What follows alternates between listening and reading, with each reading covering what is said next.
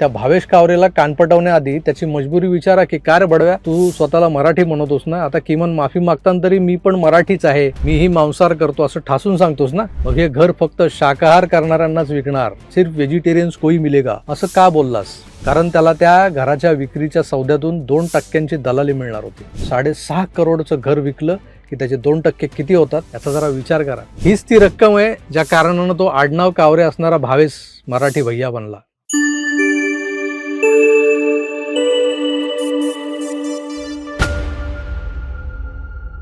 मांसाहारी असाल तर घर मिळणार नाही, ओनली फॉर व्हेजिटेरियन्स अशा आशयाचा एक रिअल इस्टेटवाल्या दलालाचा व्हिडिओ कालपासून प्रचंड व्हायरल झालाय, जो काही महिने आधी त्याच्या त्या अकाउंटवर आला होता, पोस्ट झाला होता आणि तो आता उडवला गेलाय वादग्रस्त झाल्यामुळे.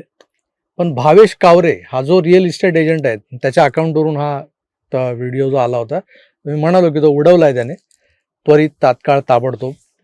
आता नाव काय भावेश कावरे, एक मराठी तरुण इस्टेट एजंट आहे. कांजूर मार्गला याचं ऑफिस आहे आणि याचा कारभार जो आहे तो प्रचंड प्रोफेशनली सुरू आहे असं त्याच्या एकंदर जे वर्तन आहे त्याचा अभ्यास केल्यानंतर जाणवतं. कारण एक सोशल मीडिया इन्फ्लुएन्सर ते रिअल इस्टेट एजंट, हा त्याचा प्रवास जो आहे तो आपल्या मराठी मीडियानंही कव्हर केलेला आहे, दखल घेतली आहे त्याची. कसं आहे ना, इन्स्टा आणि फेसबुकवर अनेक पोरं आणि पोरी वेगवेगळ्या जॉनरचे रील्स वगैरे बनवून फेमस झालेले आहेत, आपण पाहिलेलं आहे. चाळीत ज्यांना झिंगूर असं संबोधलं जातं त्याही कॅटेगरीतली पोरं अचानक इन्स्टाच्या त्या झगमगाटात झिंगूरवरून इन्फ्लुएन्सरपर्यंत पोहोचलेली आपण पाहिलेली आहेत. मग कोलॅब्स, ॲड रेव्हेन्यू अशा अनेक मार्गांनी पैसा येतो.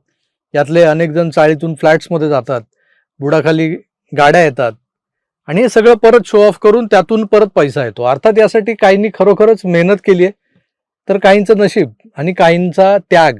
हा त्याग काय प्रकारचा असतो हे मी काय वेगळं सांगायला नको आहे तुम्हाला, किंवा जर माहीत नसेल तर कमेंट करा, मी तुम्हाला त्याच्यावर एक वेगळा व्हिडिओ करून सांगेन हा त्याग काय प्रकार आहे.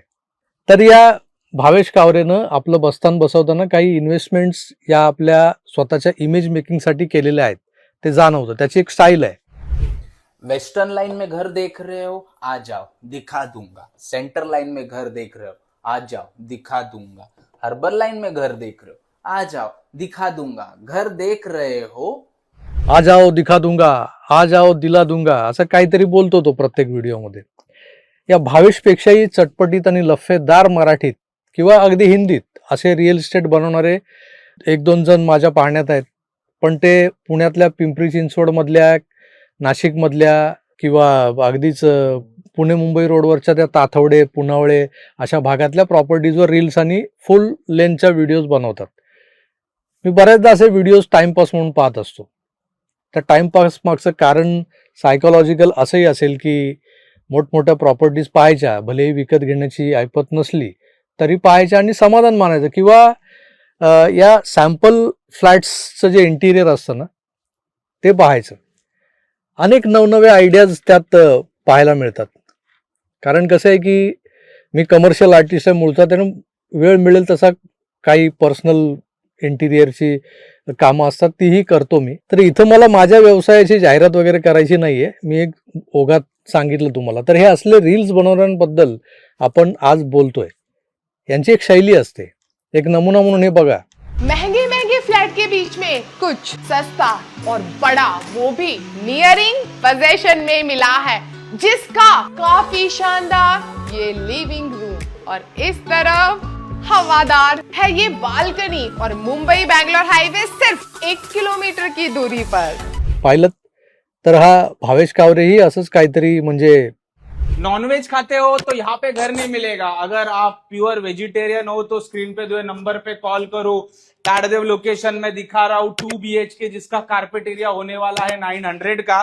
यहाँ से एंट्रेंस करोगे तो आपको ये शू रैक रखने के लिए जगह मिल जाती है. ये है आपका यूज हॉल अटैच बालकनी के साथ. बालकनी की भी साइज देखने के लिए जब आओगे तो आपको बालकनी की साइज देख के मजा आ जाएगा. यह है पूरे साउथ बॉम्बे का व्यू. यहाँ से आपको सी व्यू भी देखने मिल जाता है.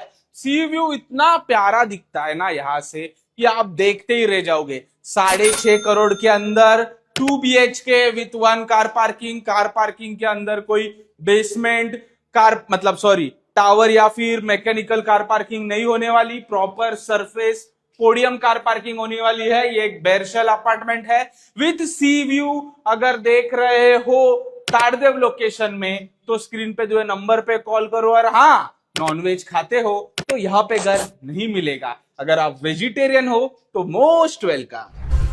हे असं बोलायचं. पण त्यानं जोश जोशमध्ये एका रीलनं स्वतःचा पार टेबल टेनिस करून घेतलाय.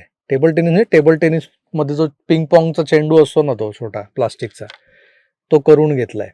अर्थात हा तोच भावेश आहे ज्याचा एबीपी माझा नावाच्या चॅनलवर इंटरव्ह्यू झालेला आहे, तोही 3 वर्षांआधी. आता हे असले इंटरव्ह्यूज कसे मॅनेज होतात हे पण तुम्हाला सांगायला नकोच आहे, तुम्हाला सगळंच माहिती आहे. पण एक गोष्ट या घटनेच्या माध्यमातून मला पुन्हा एकदा अधोरेखित करायची की हा भावेश रीलमध्ये छातीटोकपणे बोलत होता फक्त व्हेजिटेरियन लोकांनाच हा फ्लॅट विकला जाईल.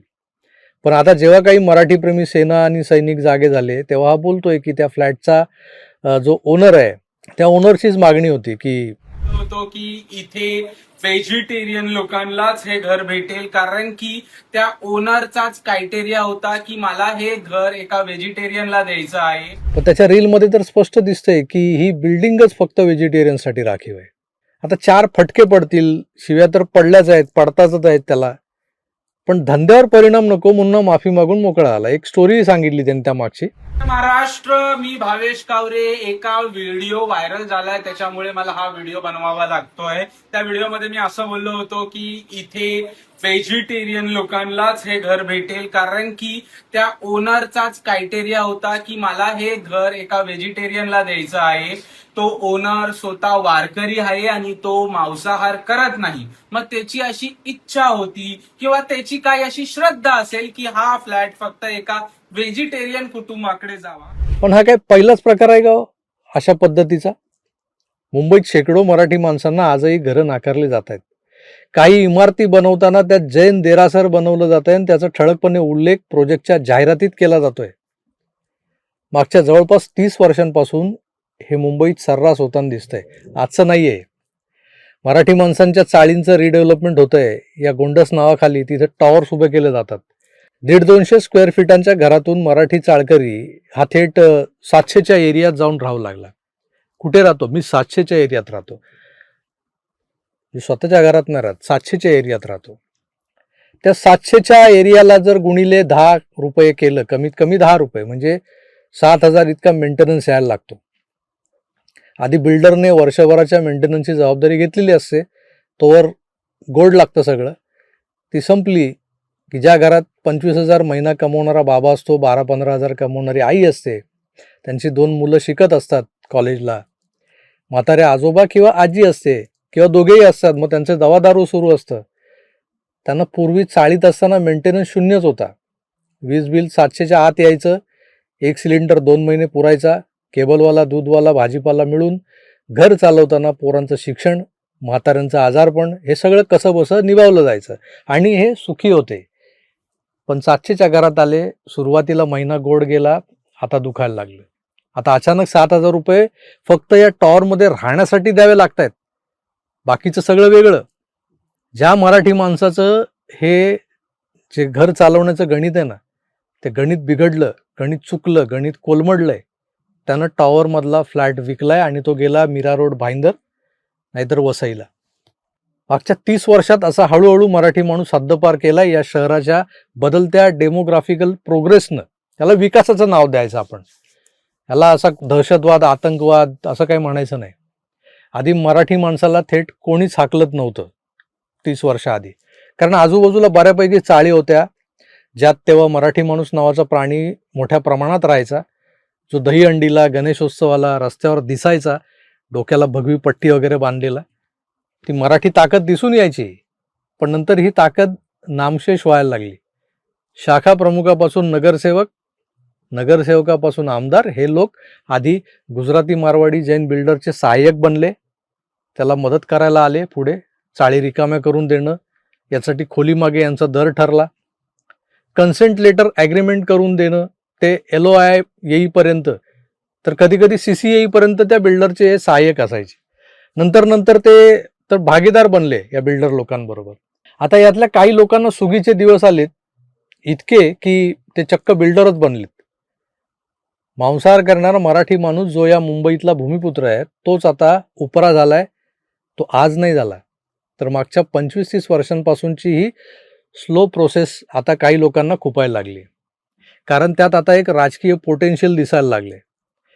या मुंबईत उरल्या सुरल्या मराठी माणसांच्या मतांवर आपलाच हक्क असावा म्हणून काहींना आता हा पुळका आलाय, हा मुद्दा आठवलाय.